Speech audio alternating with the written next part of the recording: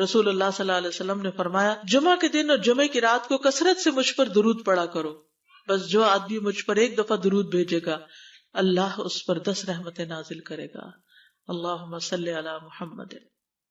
رسول اللہ صلی اللہ علیہ وسلم نے فرمایا تمہارے افضل دنوں میں سے جمعے کا دن ہے، اسی دن آدم علیہ السلام پیدا کیے گئے، اسی دن ان کی روح قبض کی گئی، اسی دن سور پھونکا جائے گا، اور اس دن سب لوگ بے ہوش ہوں گے، اس لیے اس دن مجھ پر کثرت سے درود بھیجا کرو کیونکہ تمہارا درود مجھ پر پیش کیا جاتا ہے۔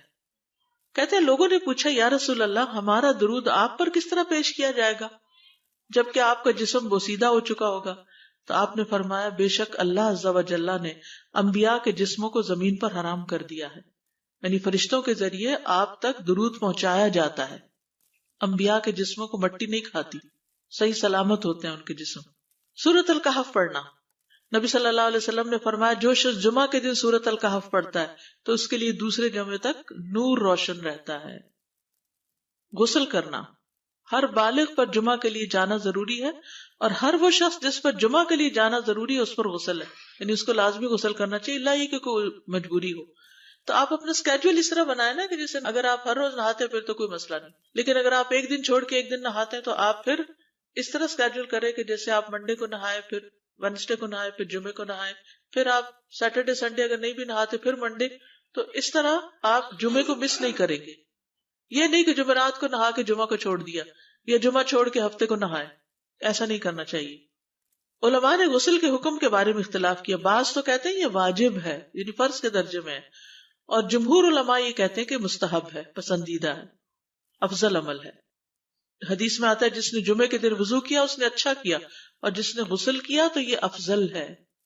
صفائی میں مبالغہ ہوتی نا، ویکلی صفائی آپ کو کرنی ہوتی ہے، یعنی جیسے ناخن وغیرہ کاٹتے ہیں یا پھر اپنے زائد بال وغیرہ اتارتے ہیں، تو یہ سب چیزیں اگر جمعے کے دن ہو تو زیادہ بہتر ہے۔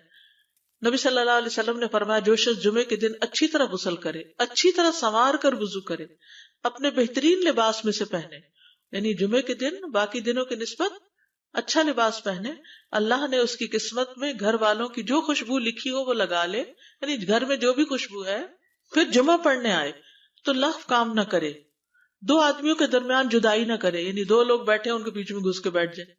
اس جمعے اور دوسرے جمعے کے درمیان کے پورے ہفتے کے گناہ معاف کر دیے جاتے ہیں۔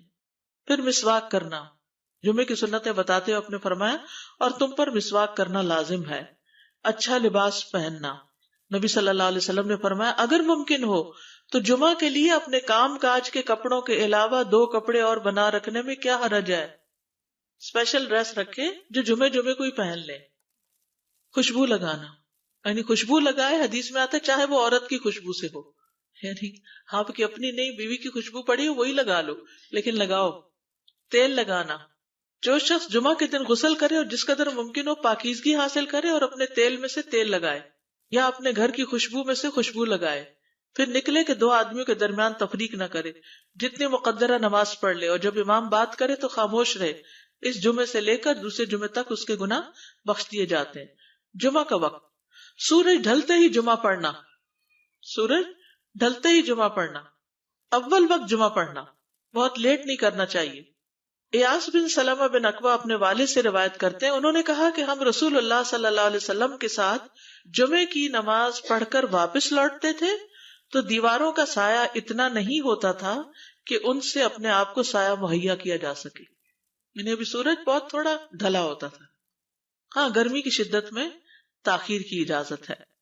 مسجد میں داخلہ، مسجد کی طرف جلدی نکلنا، تحیت المسجد ادا کرنا۔ عمرو بن دینار کہتے ہیں انہوں نے جابر رضی اللہ عنہ کو کہتے ہوئے سنا کہ ایک شخص جمعہ کے دن مسجد میں داخل ہوا اس حال میں کہ نبی صلی اللہ علیہ وسلم خطبہ دے رہے تھے، تو آپ نے فرمایا کیا تم نے نماز پڑھی؟ اس نے کہا نہیں، تو آپ نے فرمایا کھڑے ہو 2 رکعتیں پڑھو۔ اب یہ بڑا اہم مسئلہ ہے، مسجد میں داخل ہو چاہے خطبہ ہو رہا ہو 2 رکعت پڑھے بغیر نہ بیٹھو، ٹھیک ہے؟ اور یہ کیا ہے؟ دراصل تحیت المسجد، یہ جمعے کی سنتیں نہیں ہیں، یہ کیا ہے؟ تحیت المسجد ہے، اور مختصر پڑھی جائیں، یعنی امام جب خطبہ دے رہا ہو تو چاہیے کہ 2 رکعتیں پڑھے اور دونوں میں اختصار کرے۔ نماز سے قبل ہلکا بنانے کی ممانعت، مثلا آپ جلدی چلے گئے تو یہ نہیں کہ ایک گروپ بنا کے آپس میں گپ شپ شروع کر دیں، نہیں، سیدھے ہی لائنوں میں بیٹھیے۔ انتظار کا وقت کیسے گزاریں گے؟ نفل پڑھ کے بیٹھ گئے، ذکر اذکار کریں، قبلے کی طرف رخ کر کے لائنوں میں بیٹھیں، حلقہ نہیں بنائیں، بیٹھ کے خرید و فروخت نہیں کریں، تاخیر سے آنے پہ گردنیں پھلانگ کے نہ آگے جائیں۔ رسول اللہ صلی اللہ علیہ وسلم نے فرمایا ٹیک لگا کے مت کھاؤ، یہ عام ایک ادب بتایا، یعنی اس طرح ٹیک لگا کے نہیں کھاؤ، کھانے کے وقت سیدھے ہو جاؤ۔ چھنے ہوئے آٹے کی روٹی نہ کھاؤ، میدا۔ مسجد میں کوئی جگہ مقرر نہ کرو کہ یہ میری جگہ ہے، آپ کیوں آج یہاں کھڑی ہو گئی، کہ تم اسی میں ہی نماز پڑھو۔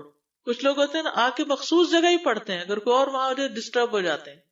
اور جمعہ کے دن لوگوں کی گردنیں نہ پھلانگو، ورنہ اللہ تمہیں قیامت کے دن لوگوں کے لیے پل بنا دے گا۔ کیونکہ بہت اذیت کی بات ہے نا، آپ بیٹھے ہیں لوگ باقاعدہ بعض اوقات کندھوں پہ ہاتھ رکھ کے اس کو تنگ کر اس کو تنگ کر، تو یہ نہیں کرنا چاہیے۔ اگر آپ کو اٹھنا بھی پڑ گیا بیچ میں تو واپسی پہ پیچھے کھڑے ہو جائیے، اگلی لائن مل جائے گی۔ جی یہ تو بہت ضروری بات آپ نے کی کہ جب لوگ مسجد آئے تو پہلی صف میں بیٹھے، یہ نہیں پہلی چھوڑ کے آخری میں بیٹھ جائیں اور پھر لوگ ان کی گردنیں پلانگتے رہیں، دوسروں کے لیے فتنہ بننا۔ جابر بن عبداللہ رضی اللہ عنہ سے روایت ہے کہ جمعے کے دن رسول اللہ صلی اللہ علیہ وسلم خطبہ ارشاد فرما رہے تھے کہ ایک آدمی مسجد میں داخل ہوا، وہ قریب آ کر بیٹھنے کے لیے لوگوں کے اوپر سے گزرنے لگا۔ رسول اللہ صلی اللہ علیہ وسلم نے فرمایا بیٹھ جاؤ، تحقیق تم نے لوگوں کو تکلیف پہنچائی اور دیر سے آئے۔ یہ عربی کے الفاظ بڑے خوبصورت ہیں، اجلس فقد آذیت و آنیت، کتنی جامع زبان ہے یہ۔ اجلس فقط آذیت، تو نے اذیت دی، و آنیت، اور دیر سے آئے، ہاں تو اس سے منع کیا گیا۔ کسی کو اس کی جگہ سے نہ اٹھانا۔ جابر رضی اللہ عنہ نبی صلی اللہ علیہ وسلم سے روایت کرتے ہیں، آپ نے فرمایا تم میں سے کوئی شخص جمعہ کے دن اپنے بھائی کو کھڑا نہ کرے کہ پھر دوسری طرف سے آ کر اس کی جگہ پہ خود بیٹھ جائے، بلکہ جو آئے وہ کہے جگہ کشادہ کرو، بھی ہمارے لیے بھی جگہ بناؤ، یہ کہے۔ خطبہ جمعہ اور اس کے آداب۔ خطبہ جمعہ کی اہمیت، جب اذان ہو جائے تو کیا کرے انسان؟ مسجد کی طرف دوڑ پڑے۔ تو مسجد میں جماعت تو نہیں ہو رہی ہوگی، پہلے کیا ہو رہا ہوگا؟ خطبہ ہو رہا ہوگا۔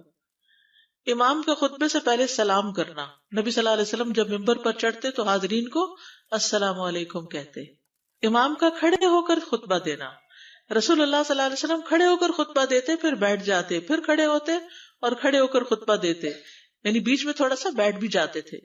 جس نے تمہیں یہ خبر دی کہ آپ بیٹھ کر خطبہ دیتے تھے تو تحقیق اس نے جھوٹ بولا، بس یقیناً اللہ کی قسم میں نے آپ کے ساتھ 2000 سے زائد نمازیں پڑھی ہیں، یعنی جن میں بہت سے جمعے بھی آئے ہیں، تو ایسا کچھ نہیں۔ امام کا 2 خطبے دینا، یعنی کھڑے تھے پہلے، پھر ذرا بیٹھ گئے، پھر دوسری دفعہ اٹھے تو یہ 2 خطبے ہو گئے۔ مختصر خطبہ دینا۔ آپ کے خطبات چند کلمات ہوا کرتے تھے، بہت لمبی تقریریں نہیں، آپ کا خطبہ درمیانہ ہوتا تھا۔ نبی صلی اللہ علیہ وسلم نے فرمایا آدمی کا نماز کو لمبا کرنا اور خطبے کو مختصر کرنا اس کی سمجھداری کی علامت ہے۔ بس نماز لمبی کرو اور خطبہ مختصر کرو، کیونکہ بعض بیان جادو جیسا اثر رکھتے ہیں، یعنی تھوڑا بھی بات کرو گے تو دل میں چلی جائے گی۔ نماز پہ زیادہ توجہ۔ نبی صلی اللہ علیہ وسلم کا خطبے میں سورۃ قاف پڑھنا۔ حارثہ بن نعمان کی بیٹی سے روایت ہے، کہتی کہ میں نے سورۃ قاف رسول اللہ صلی اللہ علیہ وسلم سے سن کر حفظ کر لی۔ آپ ہر جمعے کو خطبے میں پڑھا کرتے تھے۔ سامعین کا امام کی طرف رخ کرنا، یعنی جمعے کے دن یہ نہیں کہ آپ کرسی لگا کے کسی اور طرف منہ کر کے بیٹھ جائیں اور جب جماعت ہو تو پھر صف میں کھڑے، نہیں، آپ صف میں بیٹھے ہو، کس طرف منہ ہو؟ قبلہ رخ ہو، امام سامنے ہی ہوگا نا قبلے کی طرف۔ ایک صحابی کہتے کہ جب آپ ممبر پہ چڑھتے تو ہم اپنے چہروں کے ساتھ آپ کی طرف متوجہ ہوتے، ادھر ادھر نہیں دیکھتے تھے خطبے کے دوران۔ امام کے قریب بیٹھنا۔ اللہ کے نبی صلی اللہ علیہ وسلم نے فرمایا ذکر میں حاضر ہوا کرو، یعنی خطبہ میں، اور امام کے قریب بیٹھا کرو، بے شک آدمی دور ہوتا رہتا ہے حتیٰ کہ وہ جنت میں بھی پیچھے ہی ہوگا اگرچہ وہ اس میں داخل بھی ہو جائے۔ یہ تاخیر کی اتنی مذمت ہے۔ خاموشی سے خطبہ سننا، یعنی بات نہیں کرنی چاہیے، کوئی اہم بات بھی نہیں پوچھنی چاہیے۔ ابن مسعود سے روایت ہے کہ انہوں نے ابی ابن کعب سے قرآن کی کسی آیت کے بارے میں سوال کیا جبکہ اللہ کے نبی خطبہ دے رہے تھے، تو انہوں نے اعراض کیا اور کوئی جواب نہ دیا۔ پھر جب آپ نے نماز پڑھائی تو ابی کہنے لگے تمہارا جمعہ ہی نہیں ہوا۔ تو ابن مسعود نے رسول اللہ صلی اللہ علیہ وسلم سے پوچھا تو آپ نے فرمایا ابی نے سچ کہا، کوئی بات کرنے کی اجازت نہیں، یہ کہنے کی بھی کہ چپ ہو جاؤ یہ بھی اجازت نہیں۔ عبداللہ بن مسعود کہتے کہ جب امام جمعہ کے لیے آ گیا پھر تمہارا اپنے ساتھی سے یہ کہنا کہ خاموش رہو لغویت کے لیے کافی ہے، یہ بھی لغو بات ہے۔ کوئی لغو حرکت نہ کرنا، کنکریوں سے نہ کھیلنا، فون سے نہیں کھیلنا، میسیجز چیک نہیں کرنا، انگلیوں میں انگلیاں ڈال کے پٹاخے نہیں بجانا، گوٹ مار کے نہیں بیٹھنا. گوٹ مار کے کیسے بیٹھتے ہیں؟ گھٹنے اوپر کر کے اور یوں ایسے گھٹنوں کے گرد ہاتھ ڈال کے. کئی دفعہ ایسے نظر آتا ہے کہ خطبے میں لوگ اس طرح بیٹھے ہوتے ہیں کیونکہ پتہ نہیں ہے. یعنی آپ چوکڑی مار سکتے ہیں. آپ سب سے افضل پوزیشن تو یہ ہے کہ جیسے نماز کے اتحیات میں ہم بیٹھتے ہیں، لیکن کچھ لوگ اس طرح بیٹھ نہیں سکتے، چلے کرسی میں بیٹھ جائیں. اگر کرسی نہیں ہے، نیچے بیٹھے ہیں تو چوکڑی مار کے بیٹھ جائیں، مگر ٹانگیں اس طرح پیٹ کے ساتھ لگا کے گھٹنوں پہ ہاتھ کو بل دے کے اس طرح نہیں بیٹھے. اگر مجبوری ہے تو وہ اور بات ہے، لیکن یہ کہ بلا وجہ نہیں کرنا چاہیے کیونکہ ادب کے خلاف ہے. اونگ آنے پر جگہ بدلنا. نبی صلی اللہ علیہ وسلم نے فرمایا اگر جمعہ کے دن کسی کو مسجد میں اونگ آنے لگے تو اپنی اس جگہ کو دوسری جگہ سے بدل لے. کہ بعض اوقات ایسا ہوتا ہے نا، خطبے کے وقت بڑی سکینت ہوتی ہے اور آخری خطبہ تو آپ نیند میں ہی سنتے ہیں. نماز جمعہ کی رکعت 2 رکعت ہے فرض بس. جمعہ کی نماز 2 رکعتیں ہیں اور ان دونوں میں قرات ہوتی ہے. نبی صلی اللہ علیہ وسلم جمعے میں سب اسم ربک الاعلی اور حل اتاک حدیث الغاشیہ پڑھتے. کبھی جمعہ اور عید کٹھے ہو جاتے تب بھی دونوں نمازوں میں یہی سورت پڑھتے تھے. ٹھیک ہے. اسی طرح صبح کی نماز میں جمعے کے دن الف لام میم التنزیل اور حل اتی علی الانسان کی قرات کرتے اور نماز جمعہ میں سورۃ الجمعہ اور منافقین کی تلاوت کرتے. یعنی یہ بھی ملتا ہے. فرض کے بعد 2 رکعت پڑھنا. عبداللہ بن عمر سے روایت ہے انہوں نے رسول اللہ صلی اللہ علیہ وسلم کی نفل نماز کو بیان کیا اور کہا کہ آپ جمعے کے بعد کوئی نفل نماز نہیں پڑھتے تھے حتیٰ کہ واپس تشریف لے جاتے، پھر اپنے گھر میں 2 رکعت پڑھتے تھے. اب جو لوگ گھر نہیں جاتے تو پھر وہیں پر وہ پڑھ لیتے ہیں، ورنہ آپ صلی اللہ علیہ وسلم اپنی سنتیں وغیرہ گھر میں پڑھتے تھے. اور اسی طرح 4 بھی پڑھی جا سکتی، 2 بھی ہیں 4 بھی ہیں.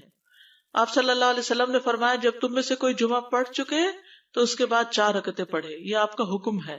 تو جب آپ کا 2 چیزیں ہوتی ہیں سمجھنے کے لیے، ایک آپ کا فعل ہوتا ہے اور ایک آپ کا حکم ہوتا ہے. تو ہمارے لیے کیا ہے؟ جو آپ کا حکم ہو.